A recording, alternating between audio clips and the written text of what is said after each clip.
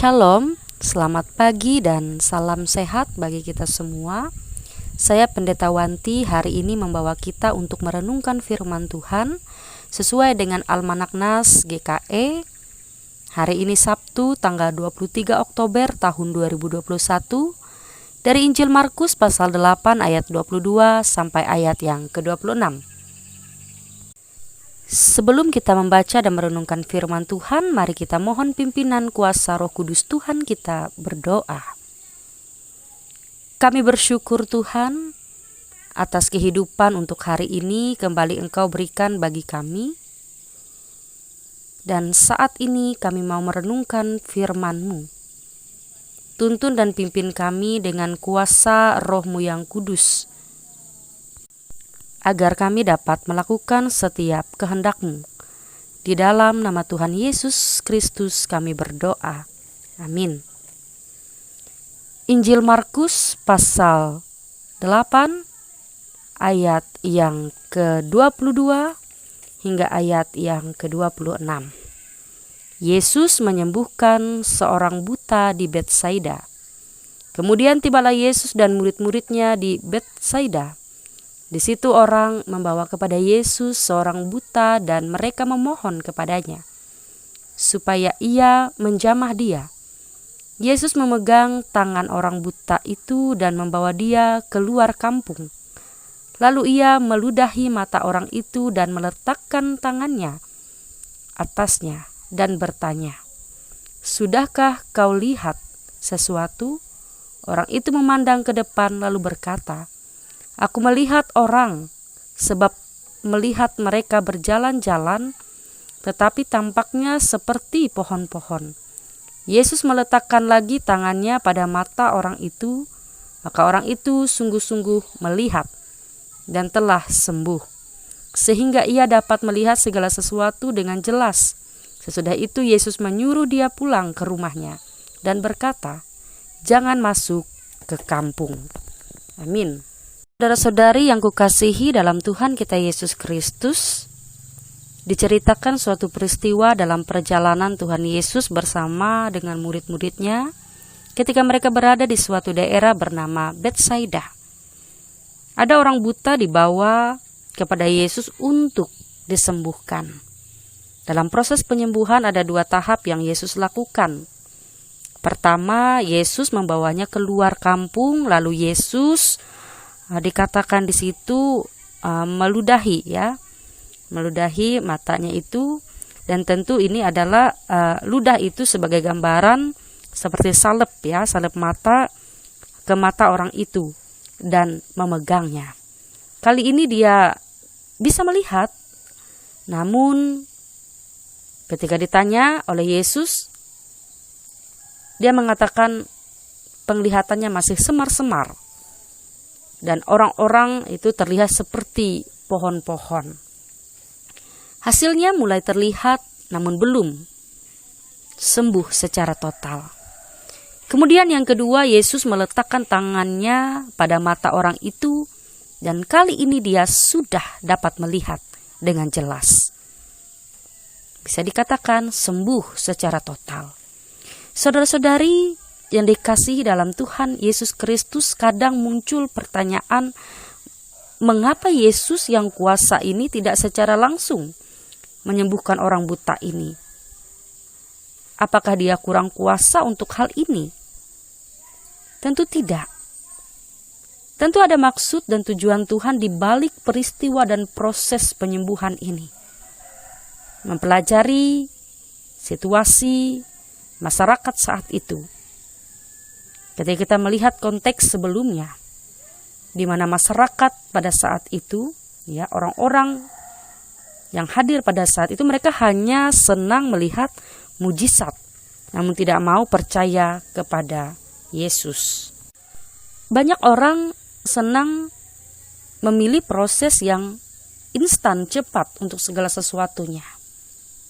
Kalau berkaitan dengan makanan yang super instan, kalau di zaman kita sekarang ini, tentu efeknya membawa berbagai macam penyakit untuk kita ya.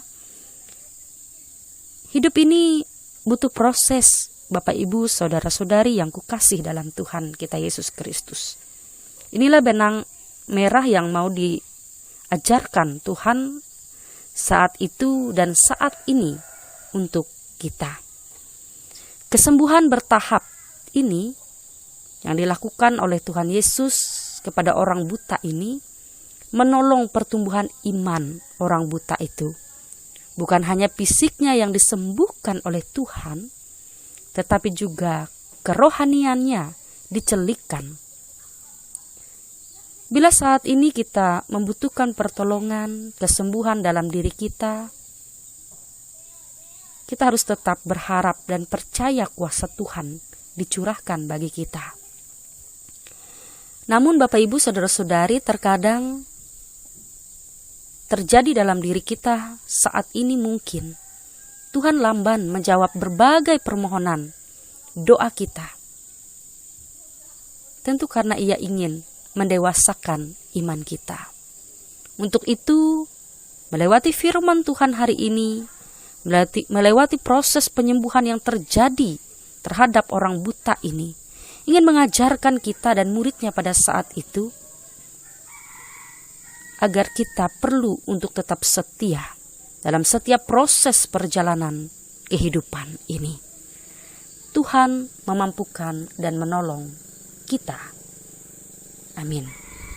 Kita berdoa, bersyukur atas kebenaran firman-Mu Tuhan. Kami percaya kuasa kasih Tuhan nyata atas kehidupan kami sebagai anak-anak Tuhan yang percaya bahwa Yesus Kristus Tuhan dan Juru Selamat dalam hidup kami. Saat ini Tuhan, kami mau berdoa bagi jemaat Tuhan yang ada di GKE Pelaci. Tuhan tilik keberadaan kehidupan mereka, berkati warga jemaat-Mu di sana, baik anak-anak, yang remaja, yang muda, yang dewasa, yang tua dan lansia.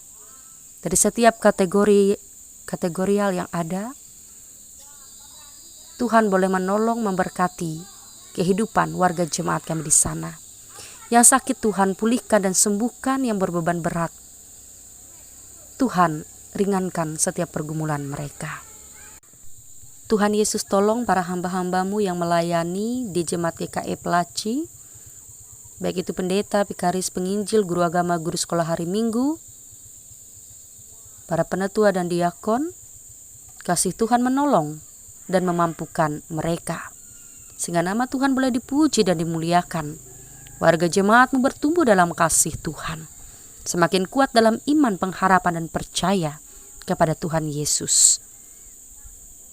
Berkati setiap program-program jemaat yang ada di sana, dalam setiap penata layanan yang ada, yang ditata dengan kasih Tuhan, agar boleh senantiasa berjalan dengan baik, hanya untuk kepujian dan kemuliaan nama Tuhan. Berkati gereja-Mu, gedung gereja yang sudah berdiri, kehadiran gereja-Mu di sana boleh mengumandangkan suara Tuhan, sehingga banyak jiwa boleh dimenangkan dalam kasih Tuhan, melewati anggota-anggota tubuh Kristus, yaitu warga jemaat-Mu di sana. Berkati pula setiap usaha dan pekerjaan jemaat-Mu Tuhan, apapun yang boleh dikerjakan di dalam kasih Tuhan selalu mendatangkan kecukupan, berkat dalam kehidupan warga jemaat kami di sana. Kami serahkan seluruh keberadaan kehidupan jemaat GKE Pelaci ke dalam tangan kasih Tuhan. Kami pun tak lupa untuk berserah kepada Tuhan atas kehidupan yang boleh terjadi di tengah-tengah dunia ini. Pandemi COVID-19 yang masih ada menghantui kehidupan kami, dan kami percaya kuasa Tuhan, waktu Tuhan yang akan memulihkan dan melenyapkan penyakit ini dari muka bumi ini.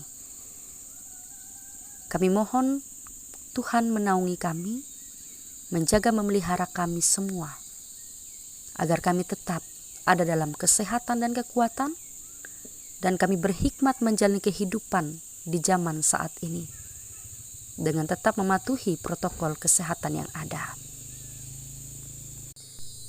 Kami menyerahkan setiap program Majelis Resort GKI Puruk Cahu dan juga program-program Majelis Jemaat sekawasan Resort GKI Puruk Cahu ke dalam tangan pengasihan Tuhan. Seluruh kami, hamba-hambamu, dimanapun kami melayani, kami terus dimampukan dan ditolong oleh Tuhan. Di dalam nama Tuhan Yesus Kristus, kami sempurnakan doa kami dengan doa Bapa kami. Bapa kami yang ada di sorga, dikuduskanlah namamu. Datanglah kerajaanmu, jadilah kehendak-Mu di bumi seperti di sorga. Berilah kami pada hari ini makanan kami yang secukupnya, dan ampunilah kami akan kesalahan kami, seperti kami juga mengampuni orang bersalah kepada kami. Dan janganlah membawa kami ke dalam pencobaan, tetapi lepaskanlah kami daripada yang jahat. Karena Engkau mempunyai kerajaan dan kuasa dan kemuliaan sampai selama-lamanya. Amin. Tuhan memberkati engkau dan melindungi engkau. Tuhan menyinari engkau dengan wajah-Nya dan memberi engkau kasih karunia.